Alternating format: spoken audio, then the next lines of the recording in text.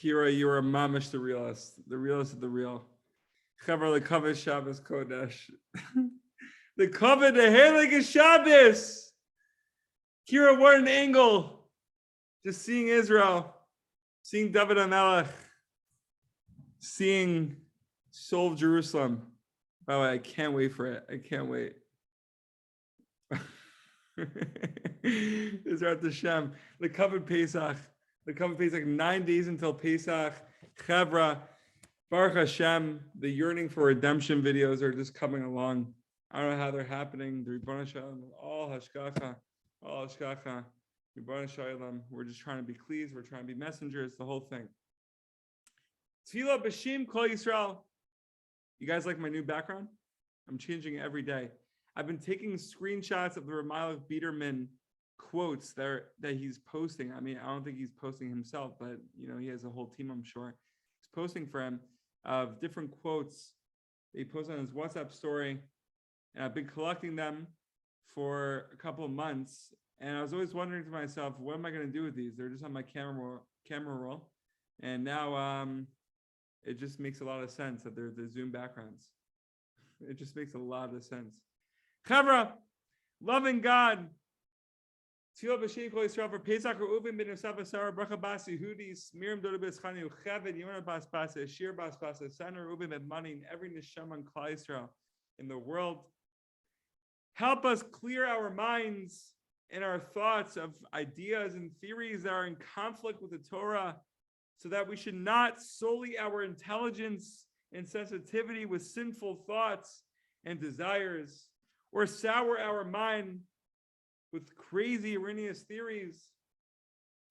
Free us of all doubts and skepticism, and let our mind and our thoughts be pure, clear, and holy. Give us the strength to fight against the bad thoughts, doubts, and sinful desires that come to confuse us. Let us keep them out of our minds completely, entirely. Be'ezrat Hashem. Tefillah b'Shem Kol Yisrael. Halacha l'maisa. Chelek bet. Siman bet. The first garment that one should put on should be the talis katan, so as not to walk 4 amos without wearing tzitzis. However, since he puts on the tzitzis prior to the Netilas Yadayim, and therefore his hands are not yet clean, he should not recite the blessing upon the tzitzis at that time. Chaver halacha l'maisa. It's good. It's mamish good. Halacha l'maisa. Halacha l'maisa. Also, just make sure of, because we all know, actually, I'm not going to reveal the secrets. If it's before sunrise, maybe we're not supposed to make a bracha on our tzitzis completely, even if we washed our hands, until we're able to see someone, I think, outside clearly. I think that's the halacha. Maybe I'm wrong. Otherwise, like if it's after sunrise, say you're supposed to then say it right after you do on the Zidane, directly after? Didn't say. Yeah. Okay, fine. And you say all the brachos, tzitzis, the whole thing.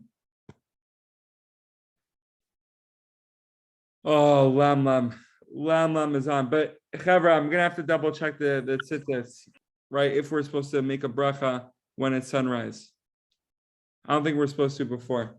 But anyways, Sicha 46, Ethan Lama, I'm coming on for the best Sicha of Rabbeinu.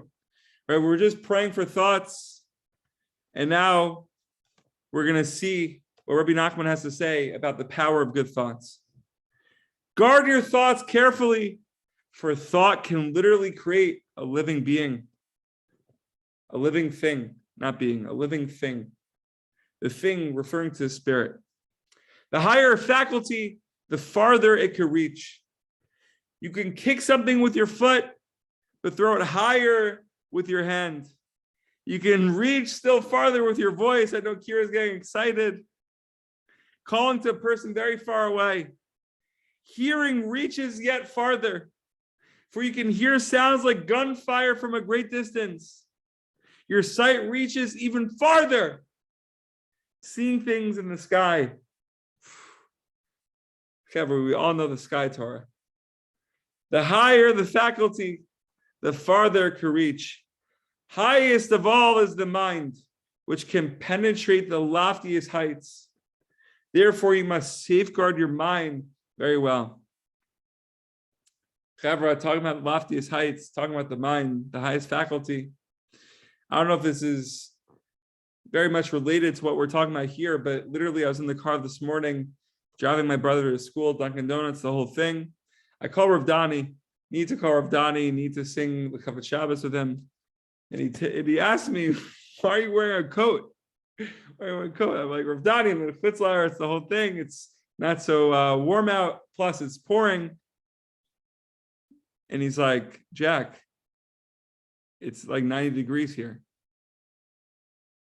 Right, but I'm like, what does that have to do with anything? He's like, you could still be in Israel even if you're outside of Israel. Now you have to dress like you're in Israel. You have to dress like it's 90 degrees out. Be on the same, the same schedule, not the same schedule, the same the same, what's it called? What's the word? Thermometer. Exactly, the same temperature, the thermometer, the whole thing. It makes so much sense. It's like davening with a minyan. If you can't make it to a minyan, we learned this halacha l'maisa in Kitzur Shulchan Aruch. Then you have to daven, like let's say you go to 7 a.m. and you daven by yourself at 7 a.m. Right? Because it's as if you're with the minyan. Anyways, I don't know if it's connected. Therefore, you must safeguard your mind very well. It's a very precious thing, right? Because the mind can go crazy. It could be good, it could be bad. You think it's good, but then it turns into bad. It's mamish insane. It's mamish insane. Now, Rav Ari Rosenfeld quotes the Gemara in Kedushin 40a, where it talks about a person who plans to perform a mitzvah, but does not succeed in completing the mitzvah. He gets the scar. It's as if he did the mitzvah. This is the biggest thing in the world. I know someone who's very close to me, very, very close to me, who tried getting to Eretz Yisrael for years, mamash years. And remember, it was COVID. Maybe it's Kira. I'm thinking about someone else. But every single time, rejection. Every single time, didn't work with the schedule. Every time, mamish, buying the tickets, losing money, this and that, crazy nisyonos. But mamish, like, he really did fulfill this mitzvah of getting to Eretz Yisrael, of walking the land. I don't know if that's 100% true. But mamish, the amount of times he tried to get to Eretz Yisrael, Bezrat Hashem. Bezrat Hashem. But we also have the ability, Rabbeinu says, to control our minds, right? To control it. We have the ability, right? We obviously can't think about two thoughts at once, right? Simultaneously. It's not going to work. It's not going to work. Rabbeinu talks about in Likutei Maran how we need to have a second item, right? So even if we're thinking about a bad thought, right? If we have a bad thought, we need to already have the good thought ready right away. The more we delve in the bad thoughts, the more dangerous it's going to be. Actually, so now we're getting ready for Pesach. Just one more quick thing. I know I'm speaking for a million hours and it doesn't make sense. I saw this little piece. You guys should get the sefer. Oh my gosh. Osar Primi Chasidu Pesach. It's literally like a compilation of all the Hasidic masters, of all the Torahs in the world. And literally the sefer, it has on every chag, every topic, right? And on all of Torah. I actually got the set on the Torah. It's insane on every parsha. Stories of Tzaddikim, Torahs. So I saw something in Tiferet Shlomo, right? He quotes the pasuk in Vayikra, Matzot ta'achel b'makom kadosh.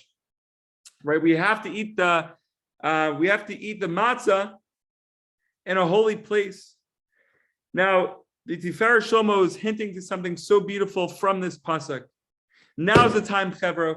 A week ago, we gave the pump-up speech of the Pietzesna, how we need to work tirelessly, right? We're taking care of our field, right? We got to be farmers. There's a pump-up speech getting ready for Pesach. But right now, we have the ability to clean ourselves out, from the spiritual chametz, from the crumbs, right? Hopefully, you guys watched the Dr. Benji Epstein video talking about that. The Pietzesna makes so much sense, right? We need to make ourselves into a proper vessel in order to eat the matzah in a very holy place, right? And the Tiferet Shlomo quotes the pasuk in Tehillim, "Sor me rav aseh tov," but he puts a little twist to it. Sor me ra ve'achar kach aseh tov. Right? If we remove ourselves from the bad, afterwards we'll do good. The more we clean ourselves out from the chametz, after the fact, when we eat the matzah, our thoughts will be holy. We'll be a proper vessel. We'll be able to filter out the bad thoughts and be on the derech of good. Bezrat Hashem, Chavra. We should be zocha. We should be zocha to clean ourselves out. I have a broom if you guys want it. The whole thing. Questions, comments, please feel free. Hey, Balach. So strong, that idea. So I was just thinking, you know how there's the concept you are what you eat? So there's you are what you eat, right? Yeah. So like what if, because our society nowadays is very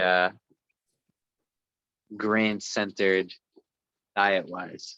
Like everything and anything is filled with grain or things that are chametz, basically. So like, do we think that has some sort of effect on our mind, on us? Because like the whole idea of not eating chametz is like a whole idea in and of itself. And that idea still stands year round. So what if us eating chametz year round, like I guarantee you people who don't eat bread year round, they're probably on like a spiritual high. Or people who don't eat chametz year round, it definitely affects their body in some way, because the body and the mind, they're connected. That's the whole idea of kasher. It affects you. Like if you're eating non-kosher meat, it's going to affect you spiritually. So for example, if you're going to eat chametz year round, it's going to affect you spiritually, is it not? Reb, this is the question Malamed asked in a halacha introduction. The biggest question, you think about it, like, yeah, we have this whole idea of clearing out the chametz, but exactly what you're asking, why don't we clear out the chametz all year round? Why isn't chametz not kosher then? So it must be there's some inherent value in chametz, but there's some lesson we're trying to teach. We're trying to internalize within ourselves on Pesach. So he tells us, I want to try and remember it correctly. Hopefully I don't misquote the Rav. But it's one of the biggest ideas. It's exactly, it's a very, very good question you're asking. But so he says the idea of chametz is we know that it's the idea of pride. We've heard that before, right? Heard it before that chametz represents pride in some way. Yeah, just gaiva. And some people say, because like the yeast rises and it's like it's hollow within inside, and that's like our ego rising. So it's like, okay, you can say that. But then amazing what the Pnei Halacha points out is there's two types of pride. So he says there's one pride that is the bad pride. This has nothing to do with chametz or Pesach, and that pride is, you just thinking just thinking they're better than they are. Inflated ego, that type of idea, like just misjudged. Because we know humility is knowing what you are, even if you're great. So the bad pride is just thinking you're way better than you are, and maybe using that like to put down other people, like everything that's just bad. That's nothing to do with the chametz. If it was, then it would be, the answer would have to be what you're saying, that chametz is never kosher, but it's not. So the other type of pride is pride that comes as a result of knowing where you came from, essentially. Pride of knowing that you're the son of God. And this is a very holy pride. Pride in that, like, we have a purpose in the world. We have something to do here. We know where we came from. We know where we're going. And we're trying to figure out what we're doing. He says this is the pride that's represented by chametz. So now it's, why do we get rid of chametz on Pesach? And essentially what he's saying is the entire concept of Pesach, this is something that's very, very common throughout any theme of any Haggadah we read, is that during the year, we have to earn it. On Pesach, it's given in a very general sense. Like we know, for example, they're on the lowest level of the gate of Tuma, and Hashem took us out from there. We know like a lot of things, like the whole idea of the 10 plagues, Hashem just dominating nature, things were given. And so what he's saying with this is that the entire essence of Pesach is understanding the fundamentals. It's really like, that's why, like, everything all the time when we make Kiddush on the holidays, like Zecher L'Tzilas Mitzrayim, like Pesach is really, really about the fundamentals. It is the fundamentals of everything. And it's saying that what the mission we have to have on Pesach is just to understand that, like, Hashem is one. Hashem is the king of the universe. And if we get any humanly pride mixed into that, even if it's kosher pride, even if it's beautiful pride, then we're misunderstanding the entire idea of Pesach. Because the whole idea has to be that everything starts with God. Everything starts with it being given, and then it can be earned. There's no such thing as a human being existing in the world, earning his whole lifestyle, earning all the schus of the world to come and in this world, earning friends, earning knowledge. There's no such thing as a result, of that coming, not as a result of Hashem first giving us the tools we need and the gifts we need. So I think that's the idea of, during the year, we celebrate the holy pride, that we are Jewish, that we're people, that we're in this world, that we're alive right now, that we have a mission. But during Pesach, we need to first understand the fundamentals, that everything comes from a higher place, and then we can move on to that area.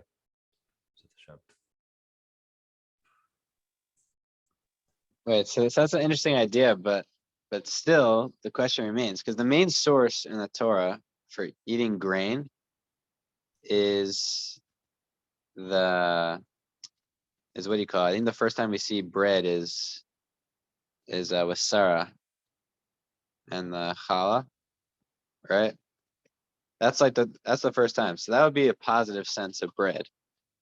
The thing is, that's like, where else do you see grain? Like, I don't know if they were eating as much grain as we do nowadays. Like, I'm just saying, like the main source of them eating bread was in a spiritual sense. It was for the bread on Shabbat. I mean, nowadays we eat bread for everything, or we eat grain for everything and everything. I mean, like, all the time in the Gemara, though, anytime it mentions like a poor person, is always represented with, water and bread, and because bread was poor. It was poor people food. That's what it used to be, unless it was for Shabbat, basically. Like, it used to. Grain is a survival food. I know I'm getting all sophisticated now, but like, the point still stands that, like, maybe grain is affecting us internally in our mind and everything like that, like spiritually. Too much of it, too much of good pride. I'm sure it would be bad. So, yeah, it could be very. No, it's a separate idea. I mean, of course, you go learn multiple ideas. You can never separate ideas. No, I'm saying, but if we say that that's what bread represents, and that's what you're saying. Bina actually demands you to separate ideas in order to actually understand the idea. Anyway, definitely the upper Bina. No, whatever. But I wanted to say, though, the other thing. Now I forgot already what Jack was speaking about. It's from the Haggadah though. I forget how it related to something he said. Now I don't remember, but he says from Rav Nachman. Oh yeah, because of course the idea you were saying, with someone that starts to do a mitzvah, but then they're not able to accomplish it. It's as if they still accomplished it. So there's a similar thing. I just don't remember exactly where it was from. You gotta have the sources. Oh 40a and Brachos 6a. no, I'm saying no. I trust your story. I'm saying I just wonder for what I was gonna say. I wanted to see what it was. Oh, but the sources are misleading. Everyone wants sources, but I'm acting like I went through 40a. I didn't go through 40a. I do the same thing. Think about it. If you want to have the best bibliography, you're supposed to use primary sources. You go to your secondary source, just look at what sources they use and just put that as your source. That's what you did essentially. Yeah, by the way, I don't want to ruin the laughter, but there was like a big terror attack in Israel just now. So like the learning also like for like refuah, That's crazy. Another one. Where? Tel Aviv. Whoa. My mom told me that my uncle was right there. He heard the gunshots. It's like a big terror attack or something. I don't know. I didn't look it up. I was so out of date. My brothers told me all about the ones on Shabbos. I mean, like on Shabbos, they told me about the ones that happened last week. Very, very scary. That's crazy. Yeah, We got another. a huge terror wave now or something. Something's going on over there. It was like in like central. It was like Tel Aviv, like in a main like area. Yeah. It's crazy. So I'll say this idea, in Zechus of that everyone should be safe there. Yeah, I think you'll really like it. So it brings up the point. Ordinarily, when we wash our hands, we prepare to have some type of great feast. I guess you're saying bread isn't that great, but usually, it's like we associate like washing our hands as like a family do it on Shabbos, or it's like we enjoy a delicious meal usually when we have bread together with it. When we wash our hands, usually we don't just wash our hands for like a plain bagel or something. Usually we have like a nice thing. So, but it brings us the question at the Seder night, the first time we wash our hands, we limit ourselves to just a bit of celery. So it's very odd. It's counterintuitive, antithetical to what we used to do, what we used to be familiar with. So Rav Nachman says one of the craziest ideas from Rav Moshe Weinberger. So he says, as human beings, a lot of times we focus on like the big things, which can be very good, like big missions, big goals in life, like year and long-term goals, like really maximizing our ability. And he says it's very good. But of course, we know, man plans and God plans too, as they say. Not God laughed, but God plans too. And so sometimes like our long-term goals, they don't work out. So he says, instead of like just becoming broken by this or like not knowing what to do, says what Rav Nachman says is our job is to train ourselves to enjoy and celebrate small, simple, and humble achievements, whether spiritual or physical. He says that what we're learning from the urchats, washing and then eating just celery, is that we must equip ourselves with agility, with the ability to pivot quickly from focus on the highest of ambitions to satisfaction with the simplest accomplishments. We see that things didn't work out the way we planned. It's one of the most beautiful ideas. And it's from the sentence Rav Nachman says, Likutei Moharan 282. I went through the whole thing. No, I'm kidding. I didn't go through any of it. But he says a little bit is also good. That's what he says. A little bit is also good. And that's what we learn from it. That, aim for the highest.